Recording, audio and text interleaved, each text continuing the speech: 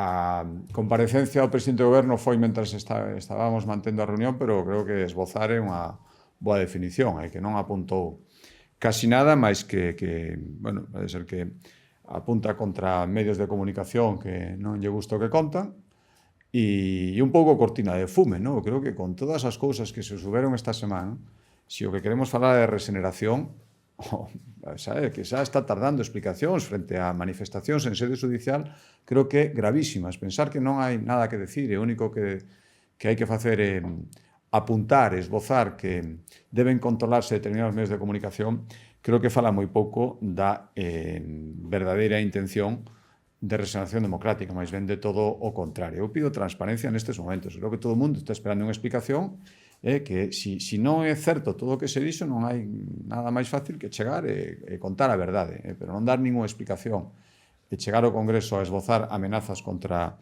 medios democráticos que, ademais, en fin, quedan desmentidos. Onte vimos como unha parte do goberno desmentía manifestacións de outra parte do goberno, como a vicepresidenta do goberno unha vez máis, vicepresidenta segunda, desmentida e deixada en evidencia por outra parte do goberno cando fala de dereitos democráticos. En fin, é moi difícil tomarse en serio todo o que está pasando últimamente. Sinceramente, o dito hoxe polo presidente do goberno, polo que me conta, que non o vi directamente, non contribuye nada a creer realmente que hai unha intención de regeneración democrática.